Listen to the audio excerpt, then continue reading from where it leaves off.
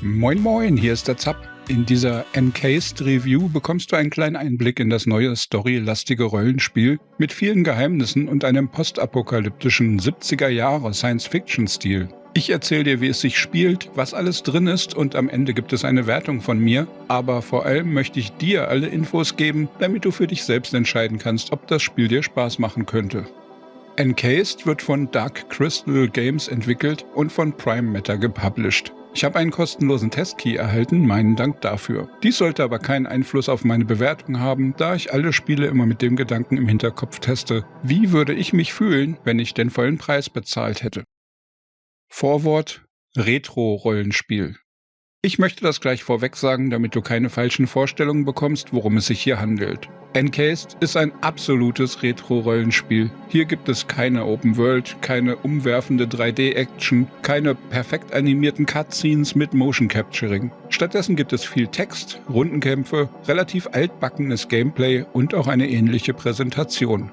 Allerdings gibt es dafür auch eine sehr abgefahrene Geschichte, die man so oder ähnlich vermutlich nur selten zum Spielen bekommt. Stell dir vor, jemand schreibt in den 50er Jahren eine Science-Fiction-Geschichte über seine Vision von den 70ern und das wird verpackt in ein Spiel mit der Technik aus den späten 90ern. Wenn du schon immer von einer etwas moderneren Version von Fallout 1 und 2 geträumt hast, könnte dies genau dein Spiel sein. Spieltyp: Oldschool-Rollenspiel. Encased ist ein ganz klassisches Rollenspiel. Die meist an festen Orten herumstehenden NPCs haben enorm viele Dialoge, wobei wir alles lesen müssen. Circa 20% der Dialoge sind auch vertont, aber diesen Luxus gibt es nur für die Hauptgeschichte, besonders wichtige Figuren und Ereignisse. Die Welt schauen wir uns in isometrischer Perspektive von schräg oben an. Wir steuern unsere Figuren mit Klicks auf den Fußboden. Und in der Zeit, in der wir nicht mit einem der vielen NPCs quatschen, durchsuchen wir gewaltige Mengen von Behältern nach Unmengen von Items oder feilen an unserer riesigen Menge an Werten, Ausrüstung und Fähigkeiten herum. Wenn wir uns davon nicht abschrecken lassen, können wir aber dafür eine wirklich abgedrehte Geschichte erleben. Das Spiel ist in Teilen vergleichbar mit Klassikern wie Arcanum, Neverwinter Nights und ganz besonders Fallout 1 und 2, aber teilweise auch alten Klassikerserien wie Might and Magic oder Ultima, soweit diese Namen heute noch jemandem etwas sagen sollten. In Zeiten von opulenten Grafik-Engines und 3D-Welten geht man hier bewusst in eine völlig andere Richtung. Encased wirkt dabei teilweise ein wenig wie aus der Zeit gefallen, als wäre die Uhr auf das Jahr 2000 zurückgestellt worden.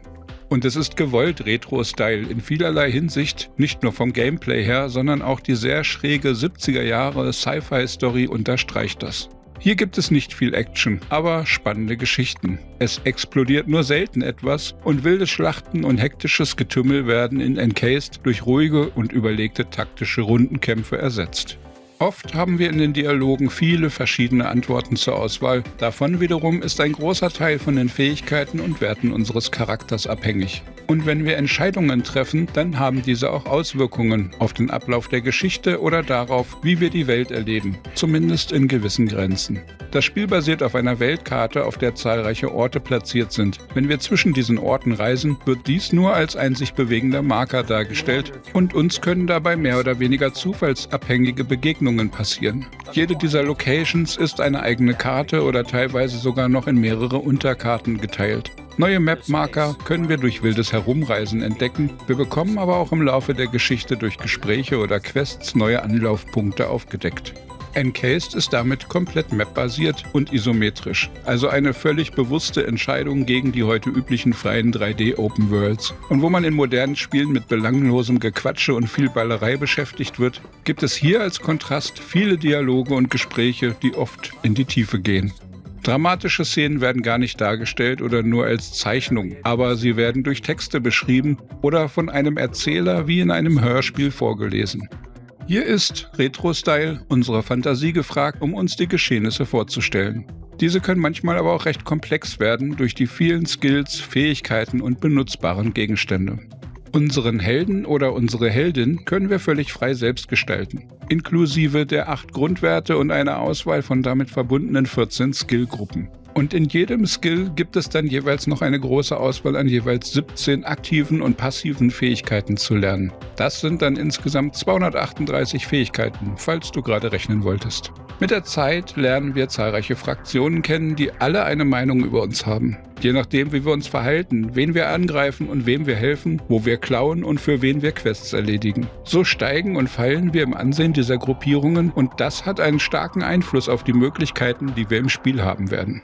Dazu gibt es ein Gefährtensystem, sodass wir die Welt nicht alleine erkunden müssen. Mit der Zeit lernen wir immer wieder NPCs kennen, die uns gern begleiten, wenn wir ihnen dafür helfen. Und auch hier gibt es einige komplexere Rollenspielsysteme, die zwischen den einzelnen Charakteren wirken.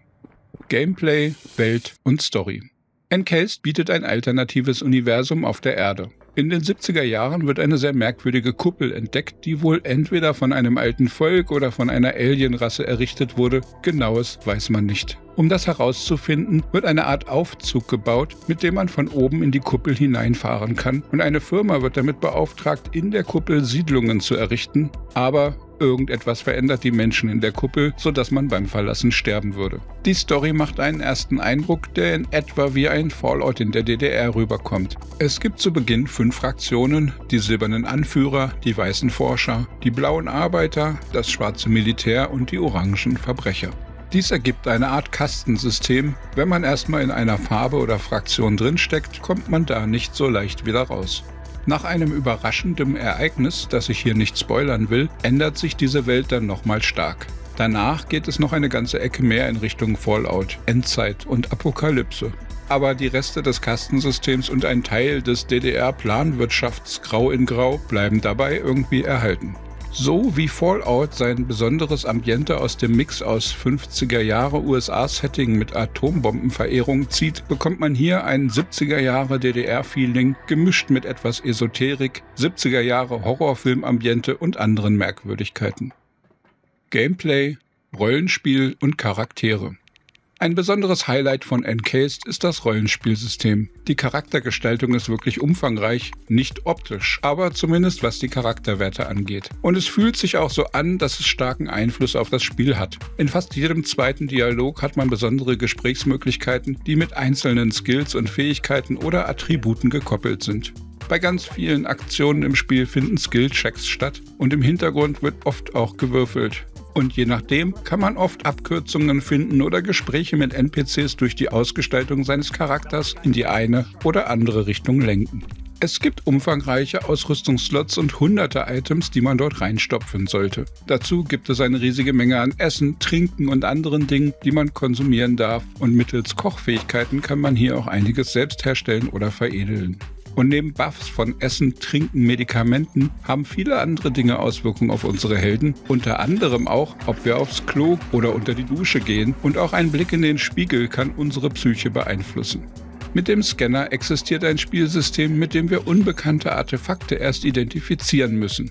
Es gibt Hacken, Diebstahl, Schlösser knacken und dazu passende Gefängnisse, wenn man erwischt wird, inklusive Knastausbrüche.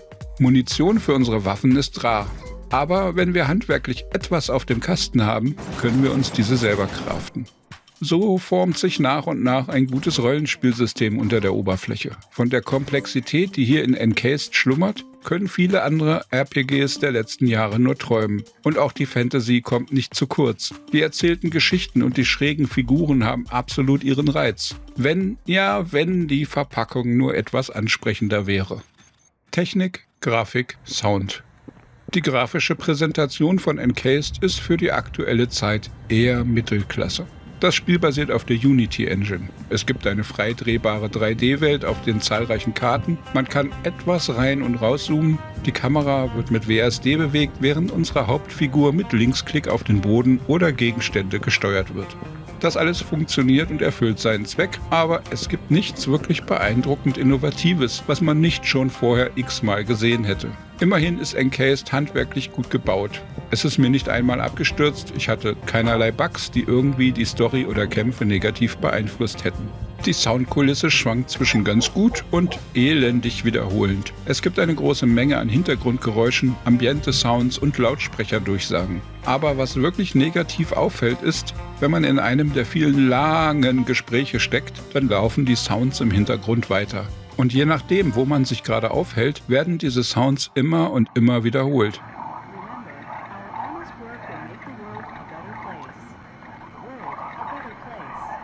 Und da kann es schon vorkommen, dass man während eines einzelnen Gesprächs 20 Mal die gleiche Lautsprecheransage im Hintergrund hört. Und das nervt. Encased bietet englische Voice-Over, aber nur für ca. 20% der Texte. Hierbei werden teilweise die wichtigen Geschehnisse von einem Sprecher beschrieben und die Dialoge dann von anderen Sprechern gesprochen. Es gibt auch eine Art, in Anführungsstrichen Cutscenes, wo ein Standbild mit Text angezeigt wird, der dann vorgelesen wird. Aber 80% der Dialoge sind reine Texte und lesen, lesen, lesen. Bei der Menge an Text fühlte ich mich hier an alte Text-Adventures erinnert. Das Spiel kommt in 8 Sprachvarianten. Neben Deutsch und Englisch gibt es die Oberfläche, Items und Texte in Russisch, Französisch, Spanisch, Japanisch und 2 Varianten Chinesisch. Die Qualität der englischen und deutschen Texte war hierbei sehr gut.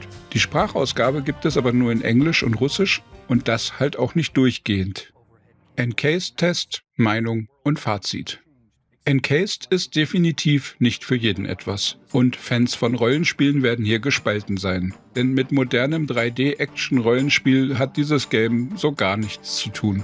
Encased orientiert sich da eher an den Rollenspielen aus der Zeit von 1995 bis 2000. Gravierend ist, dass das Tutorial besonders ultralahm ist. Und damit ist der Einstieg in das Spiel wirklich abschreckend. Eigentlich wollte ich gleich am Anfang wieder aufhören.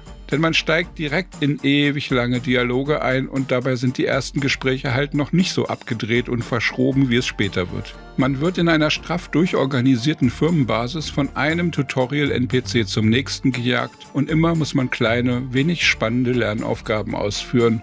Und so geht es echt richtig langweilig los. Es fühlt sich sehr stark nach Passierschein A38 besorgen an. Aber es steigert sich dann zumindest ein wenig. Ich befürchte aber, das Spiel verliert durch dieses Tutorial viele Spieler gleich zu Beginn. Später wird die Geschichte teilweise richtig spannend und manchmal auch fies oder eklig. Ich erinnere mich nicht, wann mir schon mal in einem Spiel im Detail beschrieben wurde, wie ein durchgeknallter Psycho seine eigenen Eingeweide, die ihm aus dem aufgeschlitzten Bauch hängen, wie einen Putzlappen benutzt und damit versucht, den Boden seines Zimmers aufzuwischen. Aber eins wird Encased niemals: richtig aufregend und actionreich. Grob verbringt man 70% der Zeit mit Dialogen, 20% mit Herumlaufen und Container looten, 5% mit Rumreisen und Kämpfen und 5% damit zu verhindern, dass einem die Augen zufallen. Bitte nicht falsch verstehen. Die Geschichte, die Encased erzählt, ist wirklich gar nicht schlecht. Auch das Weltdesign ist irgendwo zwischen gut brauchbar und schick. Manche der Charaktere haben sogar einiges an Tiefe sowie richtigen Charme und an unerwarteten Ereignissen und Wendungen mangelt es auch nicht. Aber das gesamte Spieltempo ist bestenfalls gemütlich und entspannt. Man könnte aber auch gehässiger sagen, langsam und lahm. Mit ein Grund, warum dieses Review erst Wochen nach Release rauskommt, ist, dass ich beim Testspielen dauernd müde wurde und mir die Augen zuzufallen drohten. Gleichzeitig wollte ich aber weiterspielen, weil mich die Story irgendwie auch gefesselt hat. Es war ein wenig wie ein Buch, das man zum Einschlafen liest, jeden Abend 2-3 Seiten und dann folgt das Nickerchen.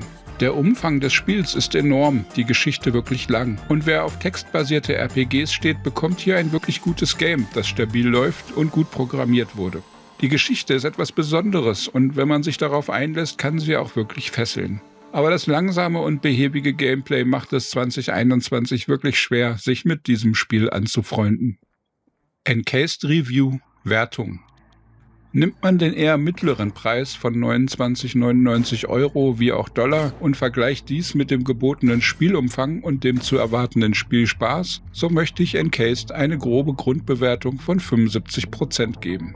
Auf der einen Seite gibt es 5% Pluspunkte für eine technisch einwandfreie Umsetzung und eine interessante Story in einer wirklich besonderen Welt. Auf der anderen Seite ziehen die nur teilweise vorhandene Sprachausgabe und das wirklich langsame Spieltempo, das Ganze mit 7% Abzug, wieder stark ins Minus. Und irgendwie fühlt sich für mich der Preis dann doch etwas zu hoch an, wofür ich nochmals 5% abziehe.